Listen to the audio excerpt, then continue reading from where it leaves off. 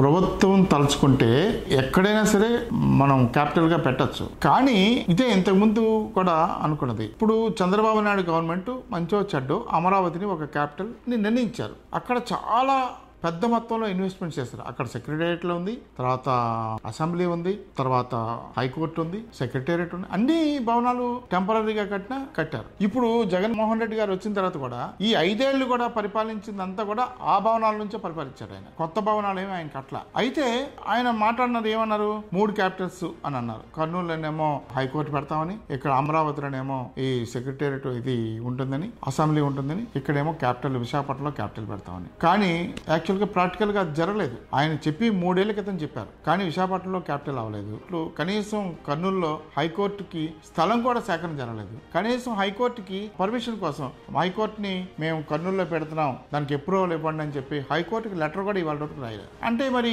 అలాగే విశాఖపట్నం క్యాపిటల్ పెద్ద టూరిజం పేరుతోటేమో పెద్ద సీఎం క్యాంప్ ఆఫీస్ కట్టారు. అందులోకి ఇవాళ వరకు అడుగు పెట్టలేకపోయారు. రకరకాల కోర్టులు వ్యవహారాల వల్ల పెట్టలేకపోయారు. అంటే ఆయన 3 ఏళ్ల క్రితం చెప్పిన మాట ఏది జరగలేదు. 3 క్యాపిటల్స్ అన్నది జరగలేదు. ఇప్పుడు దీనివల్ల క్యాపిటల్ లేని రాష్ట్రం ఏదైనా ఉంటే దేశంలో ఒక ఆంధ్రప్రదేశ్ అని చెప్పి ఎంతో మంది దాన్ని ఎగతాళిగా చెప్పుకుంటారు. ఇవాళ పరిస్థితి అది. ఎందుకంటే ప్రజల ఒక అభిప్రాయం, ఒక నిర్ణయం తీసుకున్నప్పుడు, అలాంటప్పుడు ఇప్పుడు హైదరాబాద్ క్యాపిటల్ గా ఉన్నప్పుడు మనం ఎవరూ వ్యతిరేకించలేదు. హైదరాబాద్ ఎంత దూరమైనా, శ్రీకాకుళం నుంచి హైదరాబాద్ ఎంత దూరమైనా వెళ్ళాం. ఈవేళ అమరావతి అనేసరికి దూరం అయిపోతుంది అని చెప్పేసి విశాఖపట్నం వాళ్ళ భయం ఏంటంటే, మాకెందుకు ప్రశాంతంగా ఉండే నగరం ఇది. ఈ ప్రశాంతమైన నగరంలో ఆల్రెడీ చాలా అభివృద్ధి చెందింది, పారిశ్రామికంగా బ్రహ్మాండంగా అభివృద్ధి చెందింది. ఈ అభివృద్ధి చెందింది కనుక దీంట్లో ఇప్పుడు ఏదో ఒక ప్రభుత్వం కావాలనుకుంటే క్యాపిటల్ ఏముంటే అవసరం లేదు అభివృద్ధి చెందడానికి. అభివృద్ధికి క్యాపిటల్కి అసలు సంబంధమే లేదు. ఇవాళ దాన్ని ఏం చేశారు, మనకి అభివృద్ధి చెందినప్పటికీ కూడా ఇక్కడ క్యాపిటల్ పెడదామనేసరికి ఇక్కడ భయం ఏంటంటే,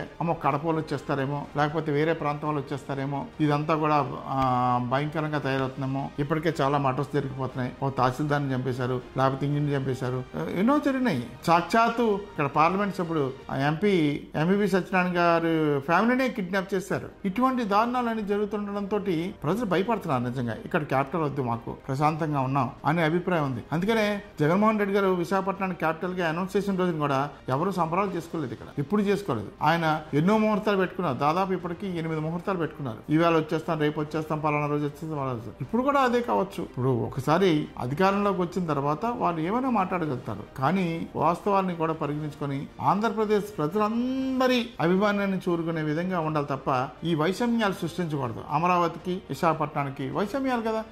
మన విశాఖపట్నం వాసులు ఎప్పుడు కూడా మాకు క్యాపిటల్ కావాలని ఆలోచన లేదు. ఇక్కడ ప్రజలకు ముఖ్యంగా లేదు. ఇప్పుడు కల్పించారు కదా.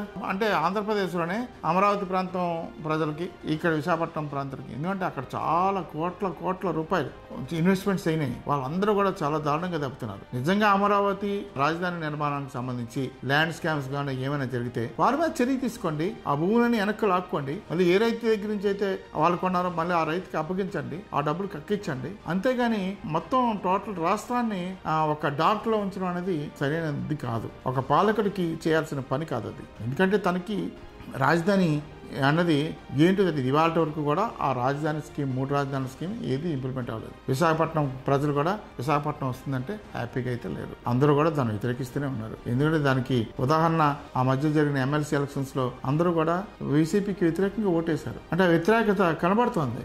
దాన్ని పరిగణనలో తీసుకునే సరే వీళ్ళు ఆలోచన మార్చుకుంటే మంచిది.